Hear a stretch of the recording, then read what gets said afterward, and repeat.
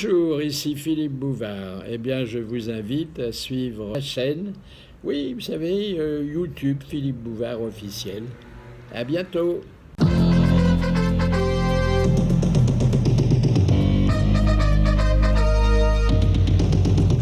Les grosses têtes, Philippe Bouvard présente ses invités. Bonjour. Eh bien, les grosses têtes aujourd'hui, c'est une dame charmante, hilar, certainement la plus joyeuse commère de Paris, Jacky Sardou.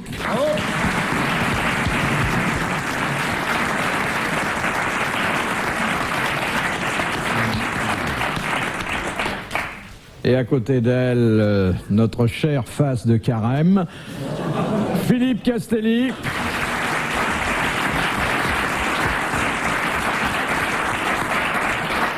Et puis sans doute les deux meilleurs raconteurs d'histoire que possède actuellement la francophonie, Guy Montagnier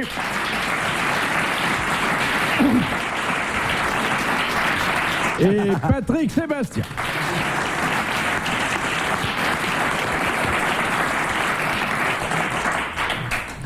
Vous aussi, vous racontez bien, Bouvard. Ouais. Vous pouvez pas nous raconter une histoire? Fifi, une histoire. Fifi, une histoire. Tonton Fifi, dis-nous une histoire. Oui. Avant qu'on aille au dodo.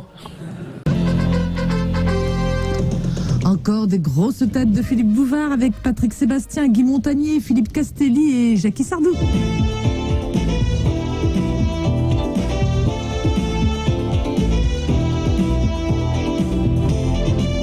Alors moi j'ai Aussi, une... tonton Fifi, l'histoire.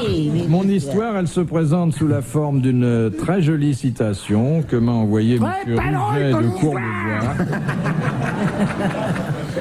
qui a dit « Je fais si bien semblant de croire en Dieu que Dieu croit que je crois en lui. Oh, c'est son fils. Je sais pas. C'est un écrivain catholique. » Oh, pas très catholique. Très mort. Très vivant. Jacques Martin. Non, Jacques Martin n'est pas écrivain.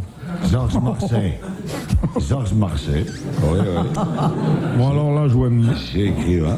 J'écris des bâtons. Écrivain. Ah oui. Écrivain. Oh, comment il s'appelle? Un gars très connu, Jacques Laurent. C'est un écrivain, justement, vraiment? Un écrivain. Un grand. C'est pas d'art, quand même. C'est Frédéric Ah ouais. Dard. Bonne réponse de Patrick Sébastien. Papa. Jean-Papa. Et oui. Ah, c'est vrai que nous l'aimons bien, Frédéric. Question de monsieur Lemuel des Andelys, qui a dit non seulement le Christ était d'origine divine, mais encore du côté de sa mère, il était de très bonne famille. Ah oui. Et c'est pas Pierre Dac. Non, attention, un type très sérieux, hein. Hugo. Non, c'est un homme qui, effectivement, vivait au 19e siècle. Il connaissait la famille Hugo. Il connaissait la famille. Sainte-Beuve. Non. Il n'était pas saint, lui, d'ailleurs, mais c'était un éminent prélat. Dupanloup. Oui, Monseigneur Dupanloup. Bonne réponse de Philippe Castelli.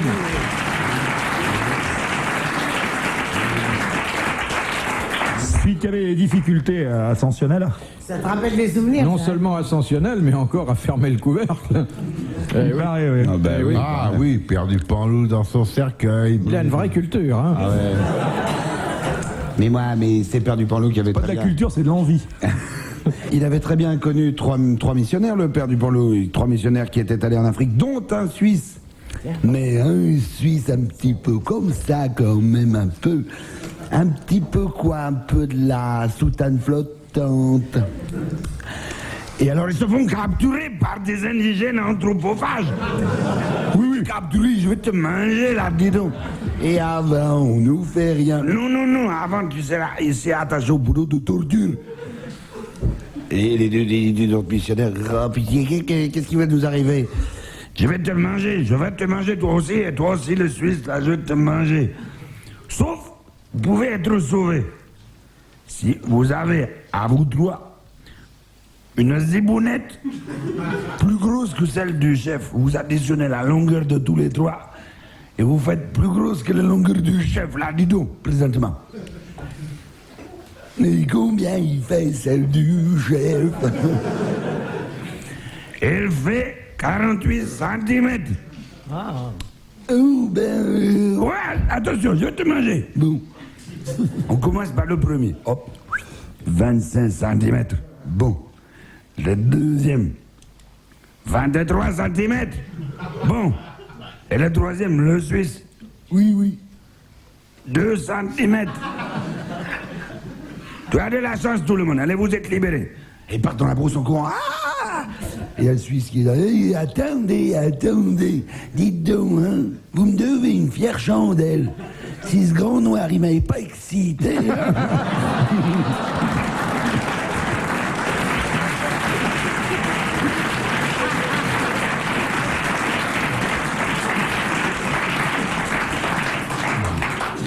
Perdu par l'eau. Perdu par l'eau. Question de Madame Thérèse de Paris. Qu'est-ce qu'on appelle le gonflage d'un film? C'est le changement de... Non, c'est le changement de format.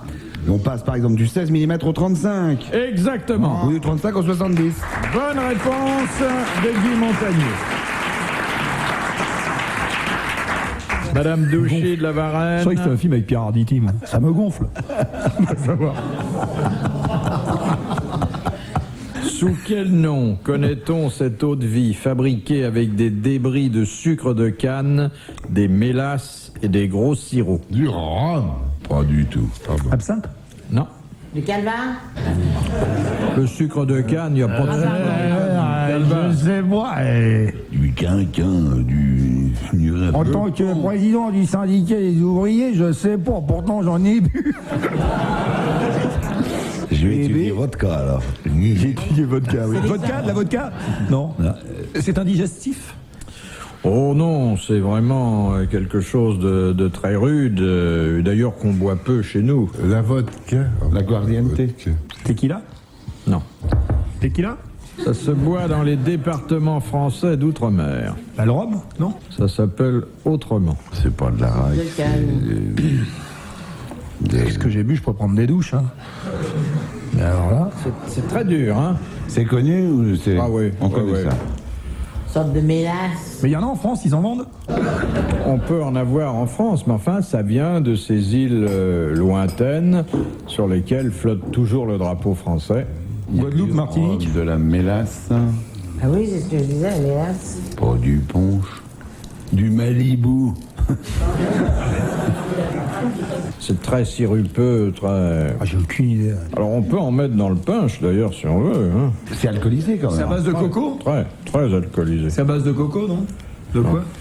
Ah oui. On va demander à Carlos. Oui, il doit le savoir. Il doit le savoir. Qu'est-ce que tu bois, Doudou Dido? On connaît, hein? Ah oui. On en commande au bistrot ici, on rentre? Non, on fait- non. Enfin, si vous allez dans certains bistrots où des insulaires ont leurs habitudes, on vous en servira. Je suis sûr que j'en ai bu en plus. Parfaitement. J'en ai bu avec ma grande copine Gina, la tenancière du port de l'hôtel à côté de la caserne. Bande de salopards, mais avant de le boire, il fallait crier la grande Gina, secouez-la, secouez-la.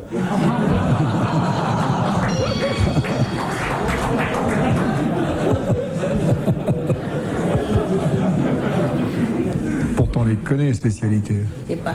Le chouchen, c'est breton. Chouchen, c'est le seul truc où c'est le plancher qui vient me taper derrière la tête. C'est pas toi qui tombe. C'est redoutable. Alors, Aki, c'est grec. Alors, qui c'est vrai, oui. Je sais pas. Enfin, vous qui connaissez tous les noms de breuvages et d'alcool, monsieur. Ben ouais, là, j'ai un Sébastien. trou, là. On est coincé, là, hein, chérie. Ah, complètement. Ouais, c'est curieux parce que là, je croyais pas que Du Pierre, c'est dans le vous sud-ouest. trébucheriez là-dessus. du Curaçao, C'est non? une sacrée haute vie, hein. Le porte un nom masculin d'ailleurs. Zongaya Vomba. Ah, c'est un nom de là-bas, hein, c'est pas un nom de chez nous. C'est un nom de là-bas. Ça aussi, c'est un nom de là-bas, tiens.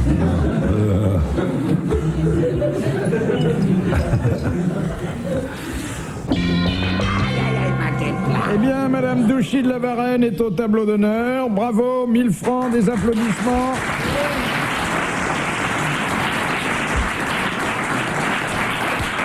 Car cette eau de vie fabriquée avec des débris de sucre de canne, des mélasses et des gros sirops, c'est le tafia. Et vous connaissiez ça? Ah oui. Ah oui. Ah oui, mais c'est... Tafia, ratafia. Ratafia, oui. Ah, c'est une découverte. Retour aux grosses têtes avec Philippe Bouvard, Patrick Sébastien, Guy Montagnier, Philippe Castelli et Jackie Sardou.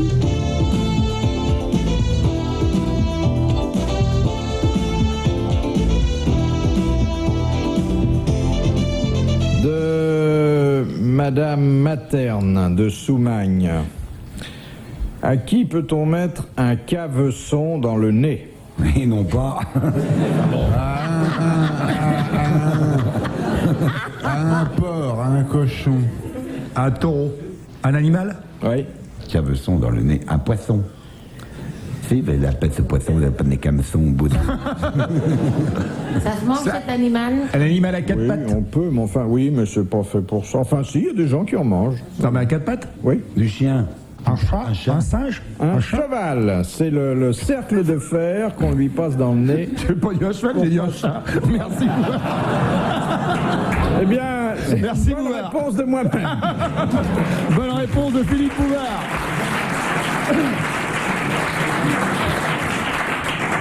Faut arrêter le Walkman, hein. Ou alors faut pas le brancher directement au secteur, mon petit. Faut mettre des piles, là. Ou les boules caisses. Les boules caisses, c'est le Walkman du pauvre. Ah, c'est joli. Pas de moi, mais c'est joli.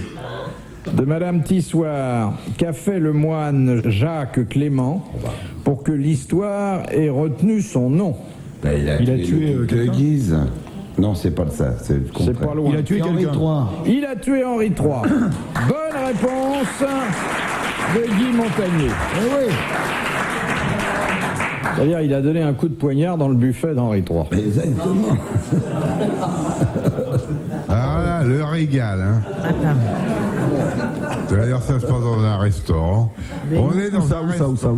restaurant. Ah bah, il faut savoir.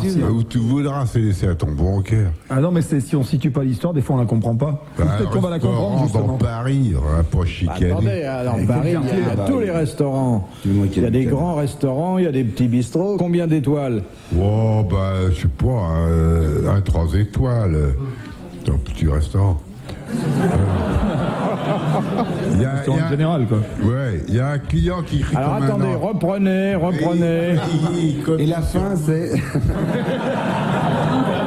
Reprenez, monsieur Castelli, reprenez depuis le début. On est dans un restaurant 3 Ah, étoiles. pas nous, là. Non, on est RTL, là. On est en train de faire les grosses têtes. Il y a là un client qui crie comme un âne. Garçon, venez ici. Oh. Votre bœuf bourguignon est dégueulasse. Vous pouvez dire au chef qui se le met où je pense. Alors le garçon très stylé lui répond, écoutez monsieur, je crois que ce n'est pas possible pour le moment. À l'endroit que vous dites, le chef a déjà un coco au vin, une truite aux amandes, une quiche lorraine. Alors, il y en a qui ont... Elle marche encore, hein.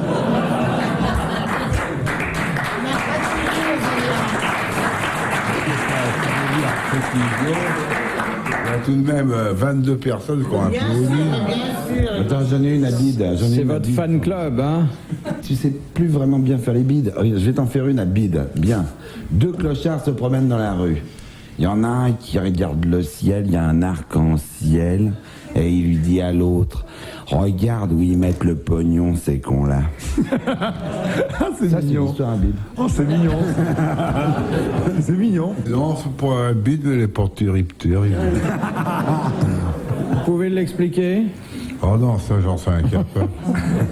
Je vais t'en dire une autre qui est pas habile. C'est l'histoire de 2 copains, ça se passe dans le Midi, c'est Marius et Olive. C'est des copains, mais vraiment comme cochons, ils se reçoivent l'un chez l'autre et tout. Il n'y a pas un anniversaire, il n'y a pas une fête de famille, il n'y a pas rien où tout le monde n'est pas réuni. Alors évidemment, ils sont mariés, ils ont chacun une bonne femme, et puis ce qui devait arriva, c'est qu'un beau jour, le Titan, il s'est tapé la bonne femme d'Olive. Alors là, ça fait du pétard. La femme de Titan, elle s'en aperçoit, elle le sait, elle dit, ben bon, elle va trouver Olive, elle lui dit, mon vieux, on va faire comme eux, on va se venger. Et ben l'autre, il dit, d'accord, ils arrivent, ils donnent rendez-vous dans un petit hôtel à Marseille, au-dessus d'un jardin, d'un petit machin, très bien, ils prennent un petit repas, un truc et patati, et ils rentrent dans le plumard tous les deux, et la vengeance commence. Et la bonne femme, elle, ça lui plaît, hein, ouh là là, ça lui plaît beaucoup, alors elle lui dit, venge-toi encore une fois. Alors il se venge encore une fois. Elle lui dit, venge-toi une 3e fois. Il se venge une 3e fois. Il lui dit, venge-toi une 4e fois. Il se venge une 4e fois. Il lui dit, tu sais, maintenant, j'ai plus guère de rancune vers toi. Ah, c'est mignon.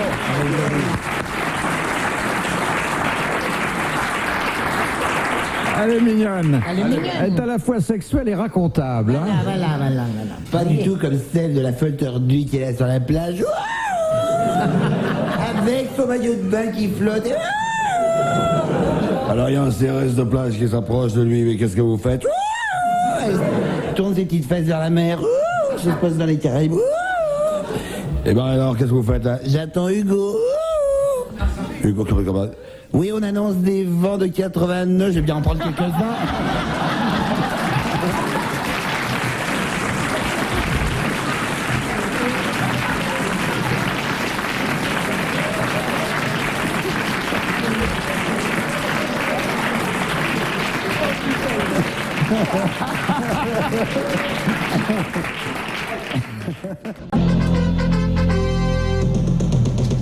Les grosses têtes de Philippe Bouvard avec Patrick Sébastien, Guy Montagnier, Philippe Castelli et Jackie Sardou.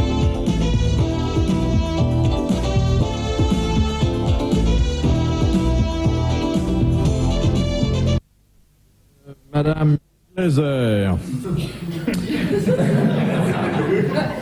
Qu'est-ce que Anne d'Autriche demanda un jour à sa femme de chambre? Une plume. Ça l'a connu, la plume d'Autriche.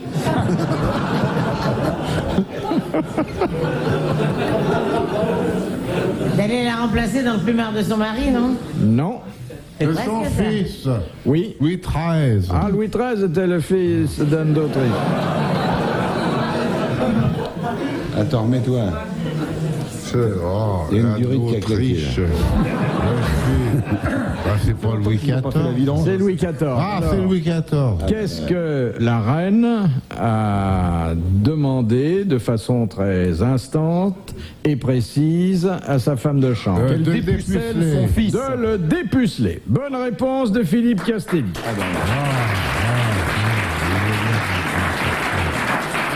À l'époque, on disait déniaiser. Ah oui. Lui, il avait quel âge, ce brave homme?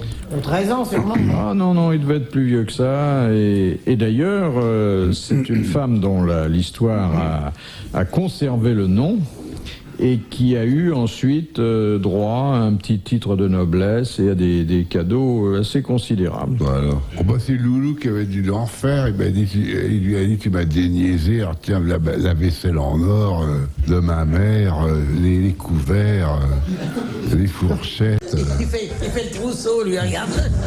Il se prend pour Alain Decaux. Hein. Comment Decaux raconterait-il le déniaisement? Le déniaisage. Eh bien,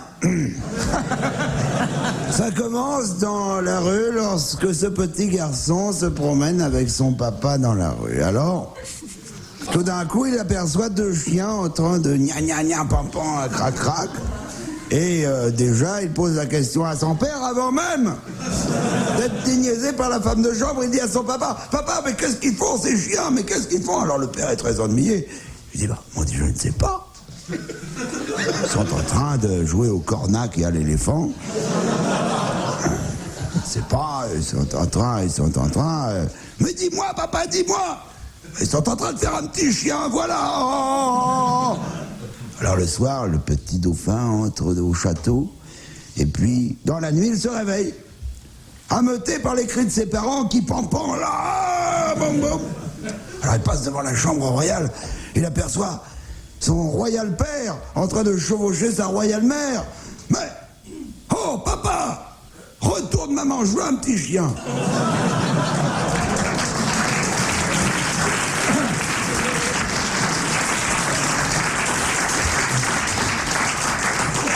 C'est beau l'histoire. Ces détails historiques, ça me plaît beaucoup. Ah, tiens. De Madame Materne de Soumagne. Dans quelles circonstances est-il conseillé d'enfiler ses chaussettes par-dessus ses chaussures? Quand il gèle. Quand il gèle. Bonne réponse de Jackie Sardou. Il faut mettre du sel sur les chaussettes. Je faisais ça quand j'étais rue Le Pic, moi, quand il gelait pour dégringoler. Ça devait être très sexy. Ah oui, très joli. Moi, je connaissais un garçon qui était allé voir une femme, parce qu'il était un petit peu déjà âgé, il n'avait pas été initié à l'amour. Alors, il était allé voir cette femme de ce papier, il va voir son docteur après. Il dit, docteur, écoutez, j'ai voulu m'initier à l'amour à 35 ans, je ne savais pas ce que c'était, ma maman ne m'avait pas expliqué une fois, par contre. Et alors, nous avons fait l'amour, mais elle m'a demandé d'enfiler, non pas une chaussette sur mes chaussures, mais un préservatif, parce qu'elle m'a expliqué que c'était pour éviter d'avoir des enfants. Alors, comme maintenant, ça fait tout de même 1 mois et demi, vous pensez que je peux enlever le préservatif?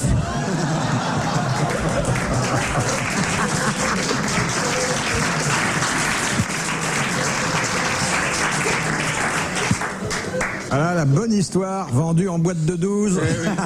Et voilà, il donc. Oui, Le mec qui va acheter des capotes aussi, pareil, et puis qui dit je voudrais une capote. Mais qui dit non, c'est en boîte de 12, mais j'en voudrais une, j'essaie d'arrêter. Ouais. Ah, je l'ai fait courte, moi.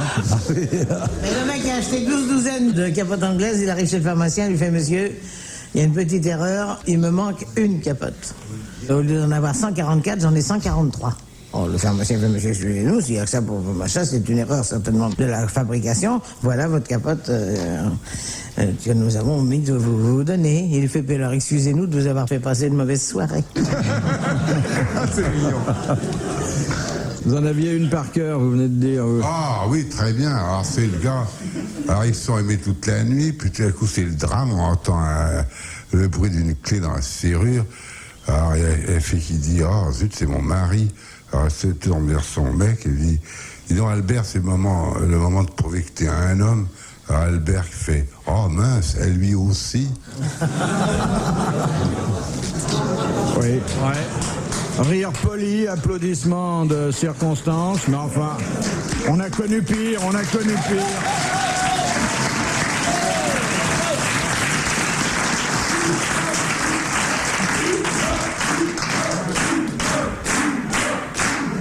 Quel succès! Ah, dites pas une autre comme ça, il a l'impression qu'on veut le remplacer.